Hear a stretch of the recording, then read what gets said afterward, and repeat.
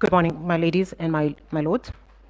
I will deal with issue number 3, 4, and 5 as identified by the court, and that is whether there was a difference between Forms 34A uploaded on the IEBC portal and the Forms 34A received at the National Tallying Center and Forms 34A issued to the agents at the polling stations.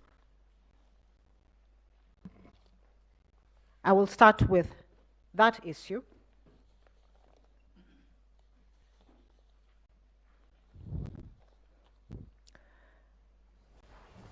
My ladies and my lords, the evidence that we supply for that issue is contained. First of all, the complaint is at paragraphs 81 to 91 of the petition,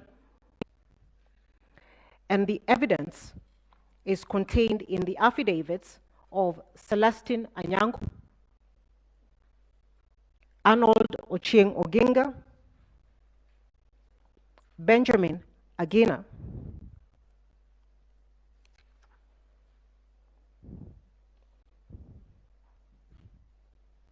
and Benson Wesonga. My lady, in Celestine Anyango's affidavit, the complaint is made that in 41 forms from the polling stations that she looked at, the Forms 34A received by the petitioner's agents vis-a-vis the Forms 34A uploaded in the IEBC portal and those brought to the tallying center are different. The sampled forms were from Bomet, Kiambu, and Kakamega counties. The evidence is at page 18 to 106 of the affidavit of Celestine Anyango.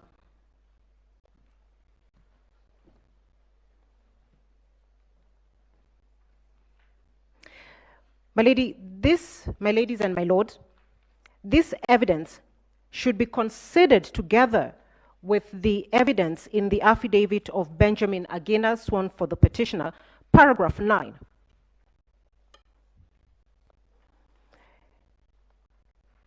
Which deals with the Forms 34A that the petitioner, the IEBC had stated it would procure, and the features in those forms that should have been used in the election.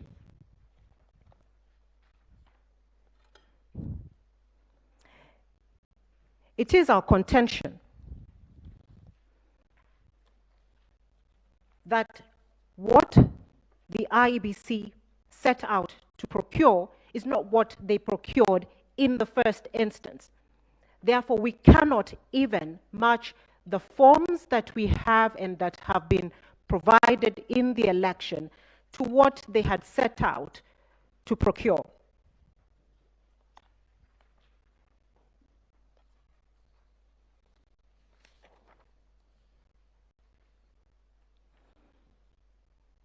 We have stated in paragraph 110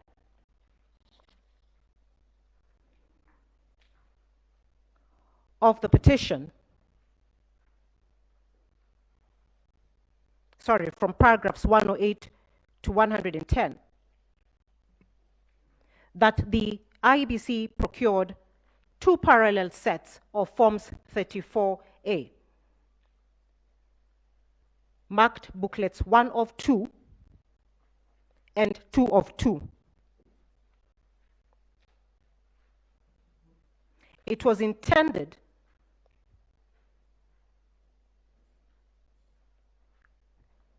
that only booklet 1 of 2 would be used at the polling station, while booklet 2 of 2 was to be placed in a tamper-proof envelope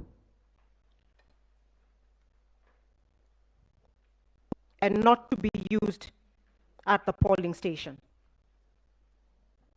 The forms that have been transmitted, of the forms that were used to transmit the results in this election 2022, do not meet the standards or conform to either of the forms that the Iebc said were going to be used, and this evidence is in the affidavit of Benjamin Agena. That is the first limb of the evidence that we submit through Celestine Anyango that shows the deliberate mischief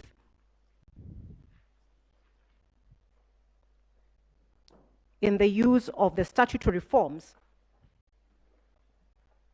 that was set out in the election and which we now complain of.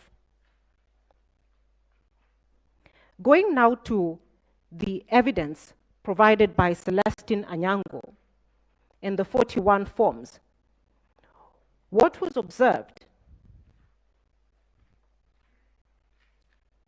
is that the forms that the agents have and the forms in the portal are the same in all features. They have the same serial numbers.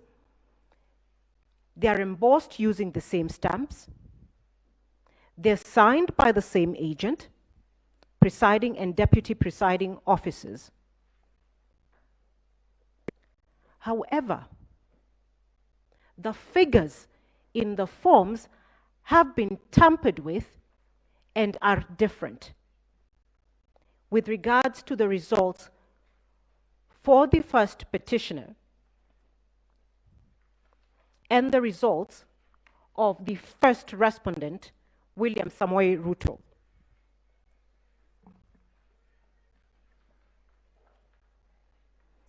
It is in the forms, or the sample of forms, the 41 sample of forms exhibited by Celestine Anyango,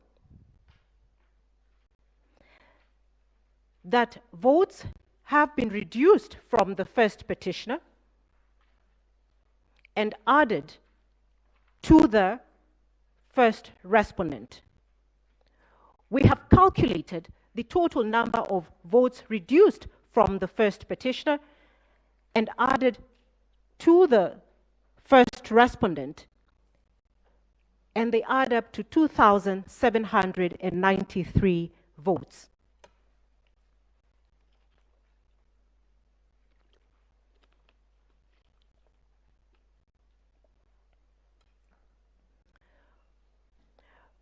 My ladies and my lords, we contend that the figures are important because of the slim margin with which the first respondent won the election or was declared as the winner in the election.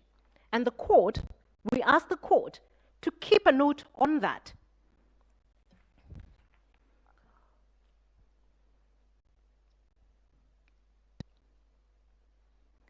My ladies and my lords, the difference between the result declared to overcome the 50% plus one threshold is 69,000 votes. 0.49%, which is the margin that the first respondent is said to have overcome the constitutional threshold, is the equivalent of 69,000 votes.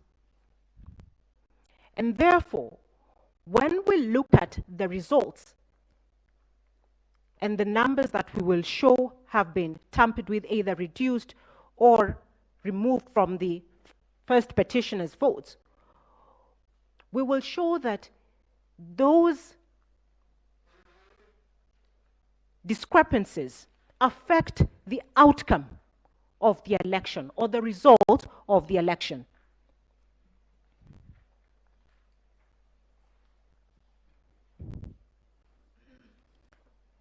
we have already shown that there is 2,793 votes removed from the first petitioner and added to the first respondent. There is also from Kakamega County the example where votes would be deducted from the first petitioner, but not added to any particular candidate.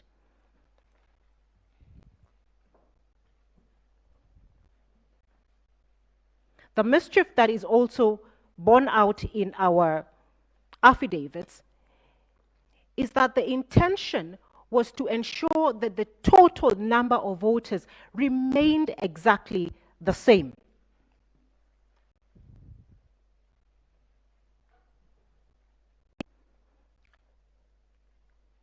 So, for example, just a minute.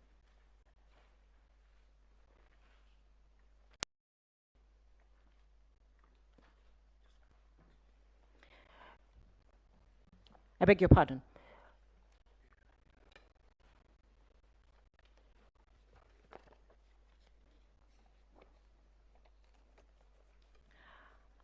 At page 2 of the affidavit of Celestine Anyango's affidavit, at paragraph 4, my lady, just as an example, in Chepalungu, polling station 1 of 1, the first petitioners and the physical copy of the Form 34A that was given to the agent, the first petitioner had 61 votes. In the form that was uploaded, or that is appearing in the Iebc portal, the first petitioner has 1 vote.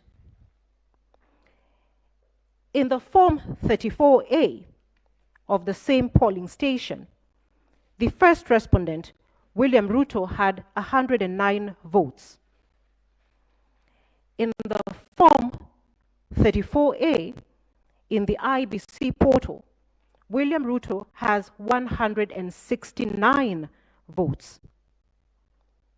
The 60 votes that are reduced from the first petitioner are added to William Ruto.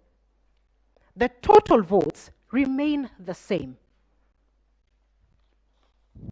The same continues in all the 41 polling stations that we have sampled and annexed to the affidavit.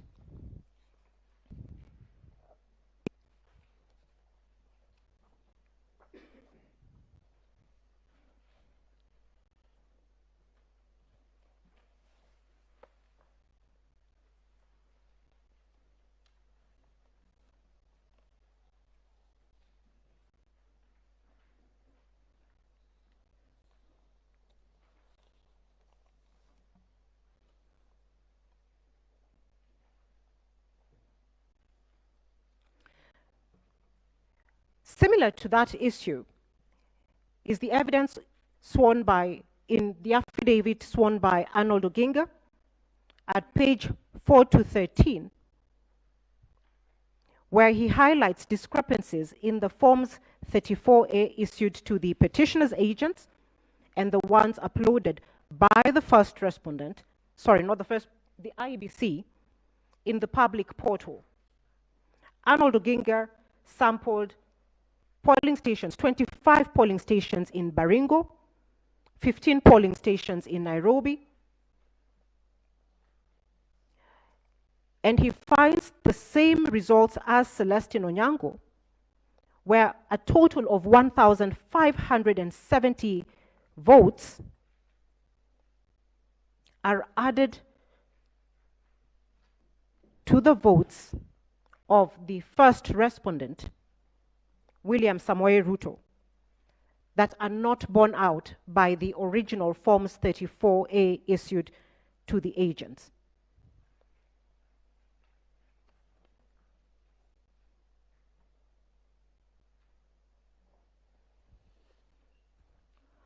From the affidavits or the evidence of Celestine Anyango and Arnold Oginga, we conclude or find that the total number of votes deducted from the first petitioner and added to the first respondent is 4,463 votes.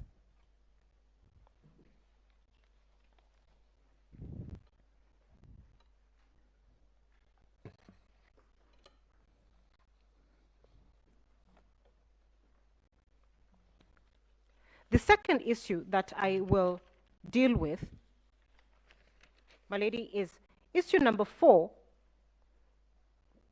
which is whether the postponement of the gubernatorial elections in Kakamega and Mombasa counties, parliamentary elections in Kitui Rural, Kachaliba, Rongai, and Pokot South constituencies, and the electoral wards in Nyaki West in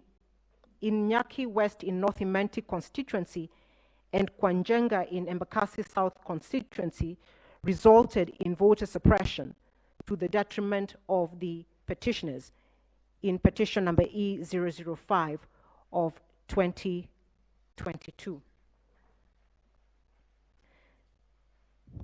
The evidence that we rely upon for this is also in the affidavit of Celestina Nyango, Arnold Oginga, and the affidavit of Ezra Sunguti, who was an agent of the petitioners in petition number E005 of 2022.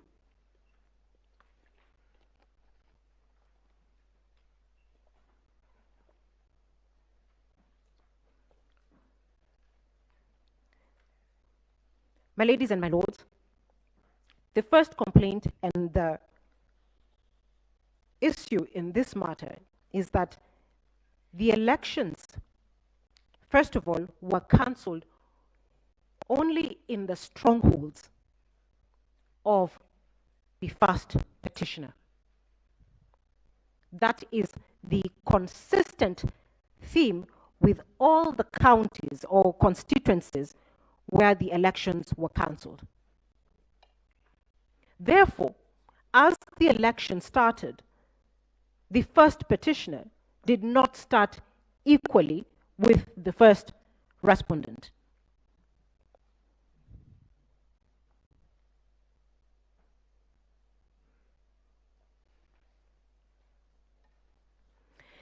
Ezra Sunguti deposed in his affidavit that polling stations did not open at the stations where he was manning as late as 1 p.m.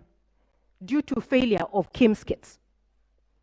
One of the questions that we want to ask, because consistently the KIMS kits appeared to have failed in the same region, in the strongholds of the first petitioner. It cannot be coincidental that only faulty KIMS kits were sent to the petitioners' strongholds. Ezra Sunguti also testifies in his affidavit that polling started at 2 p.m. and was not extended beyond 6 p.m. despite starting 6 hours later than when the polls were supposed to open. The effects of this: one, the time was not compensated. Two, by the time polling was starting, voters had left. The disabled, the elderly,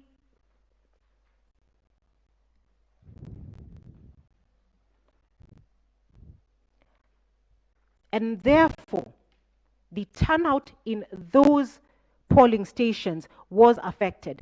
This particular evidence has not been controverted by the respondents.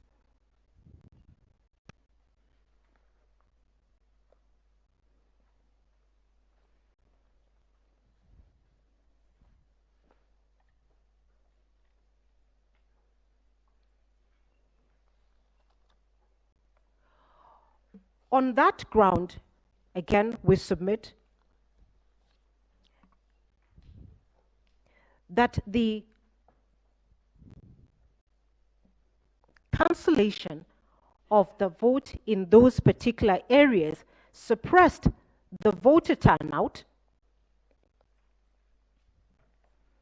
and this can be seen by looking at the voter turnout in those constituencies as compared to the voter turnout in neighboring counties or neighboring constituencies. We find that there is a vote differential of about 4% or 5% when you compare the turnout in the areas where the election was cancelled and areas where the election was not cancelled.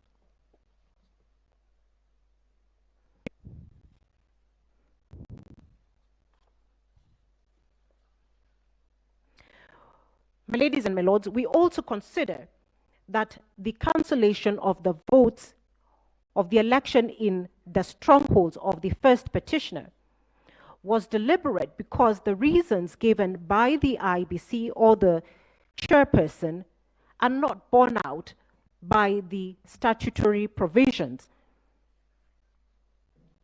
for cancellation of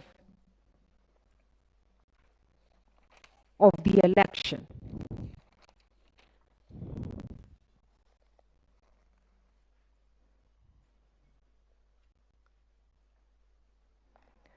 We have also sought to corroborate this evidence with the evidence provided by Irene Masit, who is a commissioner,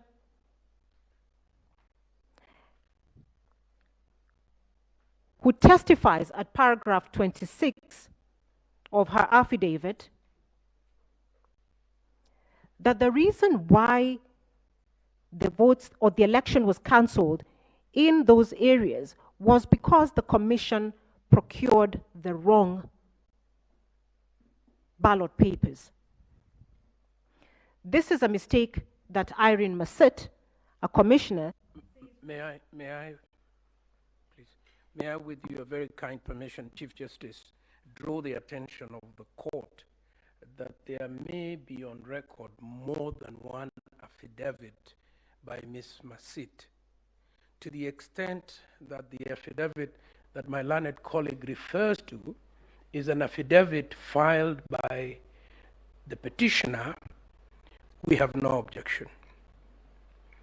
However, to the extent that that is an affidavit filed in the document by Issa Mansour, whose documents our understanding of yesterday's ruling is, were struck out by the court alongside his notice of appearance, then there ought not to be a reference to that affidavit. Yes, I think counsel clarify the affidavit she's referring to.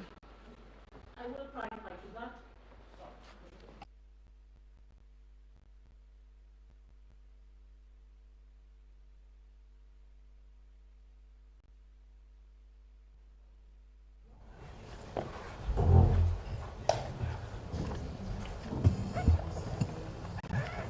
Sorry. My lady, I hope the time will be restored to me. My learned senior. There is an error that was stated by my colleague, Professor Gidu Muigai. The ruling by this honorable court struck out the notice of appointment of Advocate Bahisa, not anything else. That is what I heard with my own ears.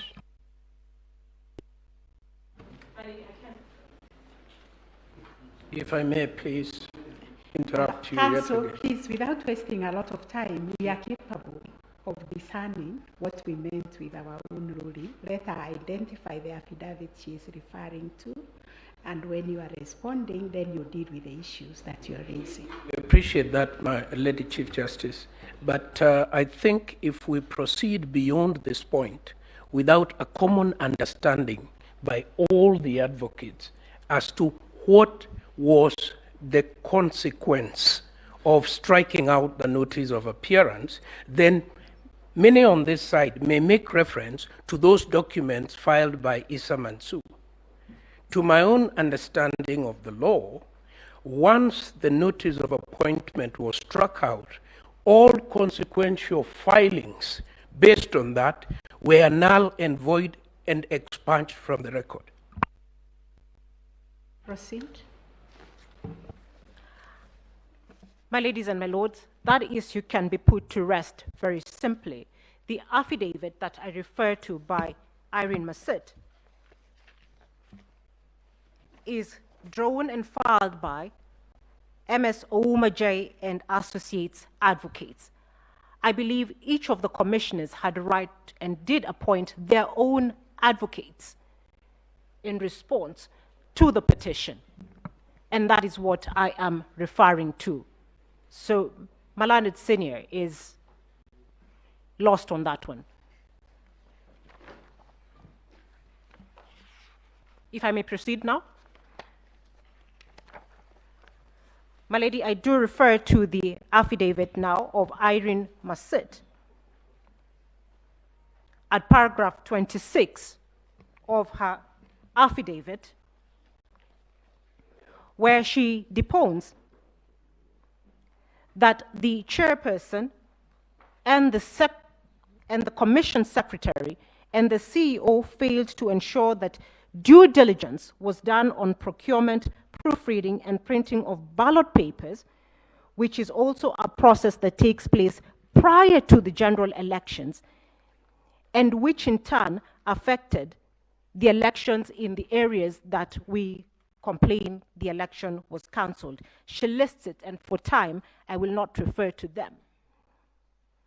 The averment is that the error on which the IBC relies upon, or the chairperson relies upon, that led to the cancellation of the result was one of willful neglect.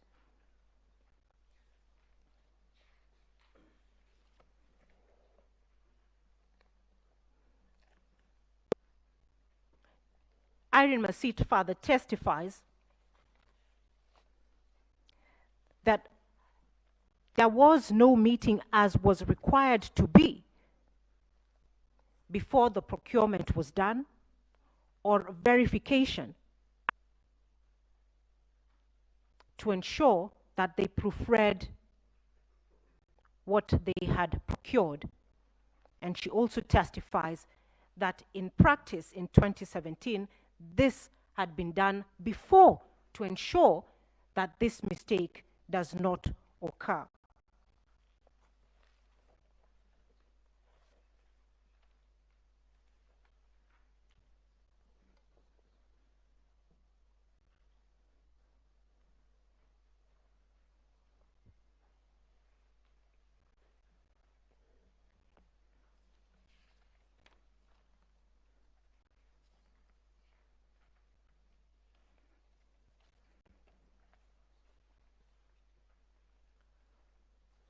My ladies and my lords, to the extent that that admission is made by a commissioner, we submit that we are supported or find corroboration to our complaint that the cancellation of the vote in the areas in which we have complained about was deliberate and not accidental.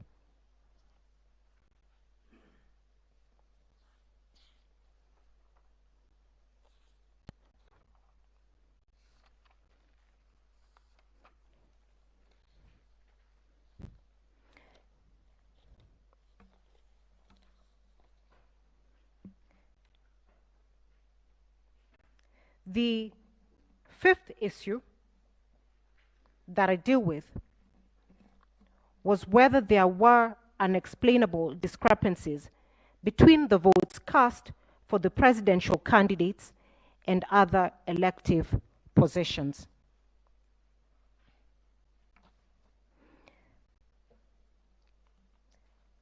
This evidence is found in the affidavits of Celestine Anyango,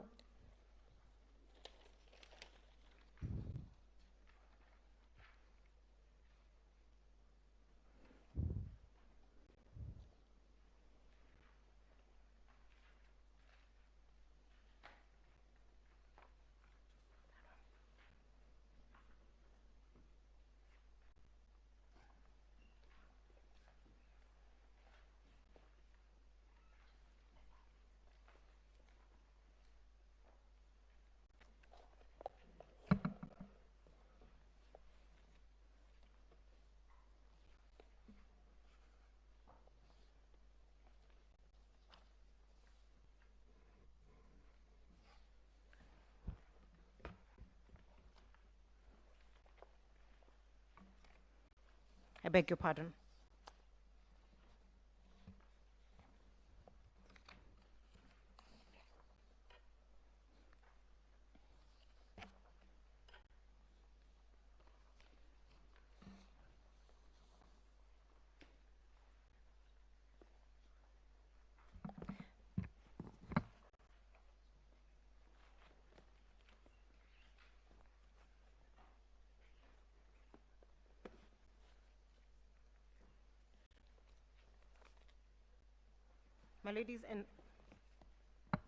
My ladies and my lords, the evidence is found in the affidavit of Celestine Anyango,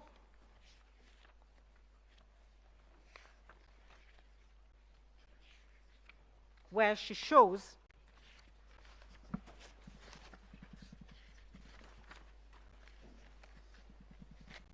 at paragraph 8, 9, 10, and 11, where she has produced evidence showing that in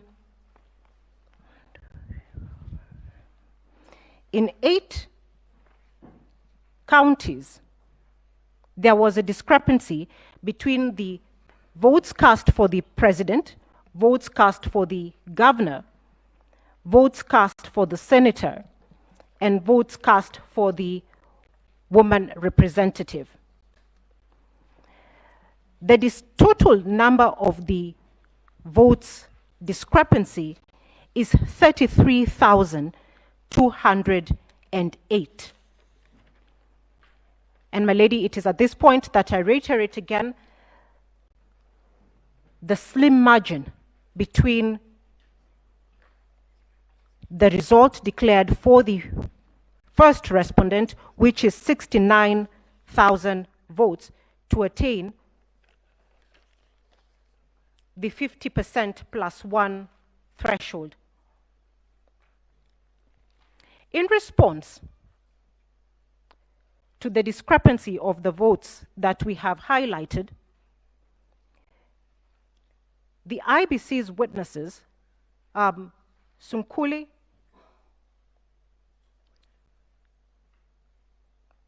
Moses Ledama Sunkuli, I believe, states that those discrepancies are accounted for by prison votes.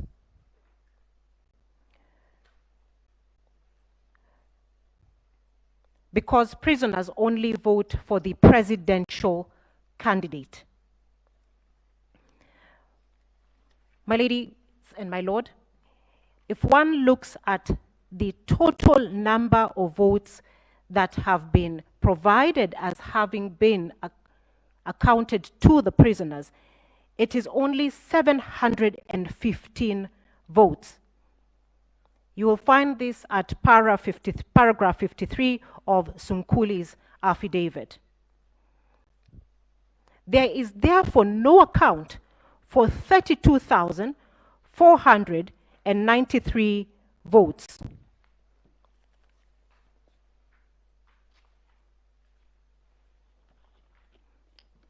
On that issue alone, we would like the court to consider, for instance, in Kirinyaga County, where the discrepancy between the presidential votes and the governor's vote was 23,550, which the only answer given by the respondents is that these were stray ballots. My ladies and my lords, a rough calculation of what is given as stray ballot for Kirinyaga County alone yields 33 stray ballots per polling station on average in Kirinyaga County, which we submit is not possible.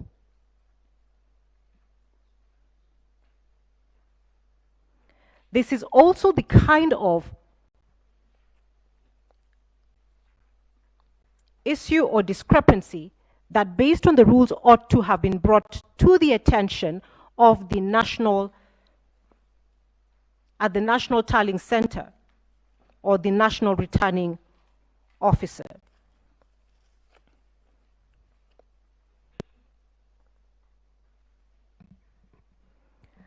We rely also upon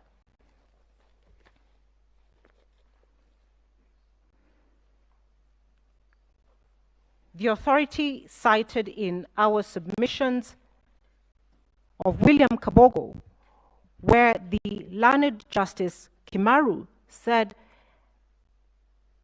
a difference of over 5,000 votes between the parliamentary position and the presidential can only be as a result of fraud.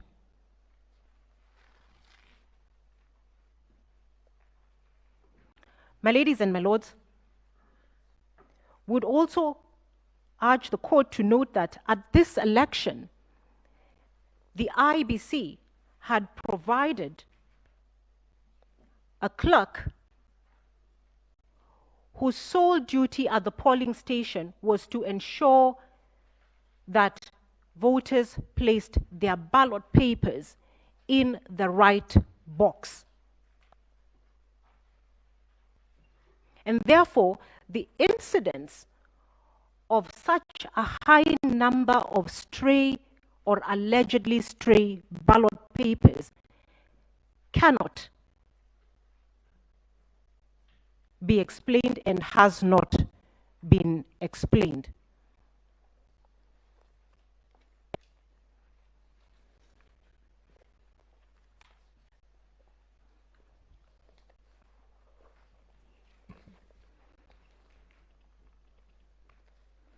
Finally,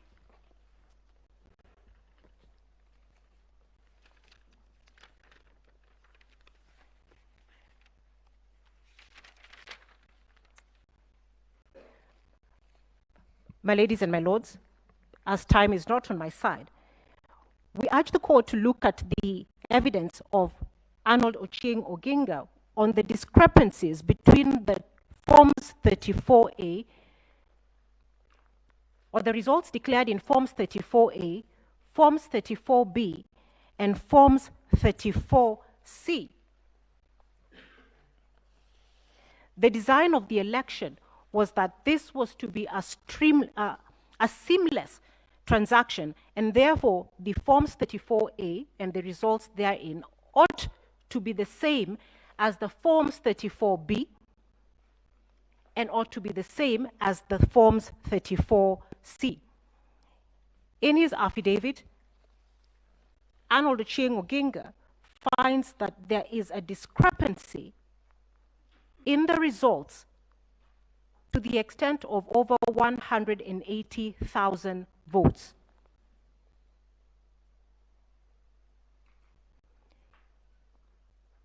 That affects the result of the election or the outcome of the election. I will stop at this particular point and invite my senior, Mr. Paul Mwangi, to continue.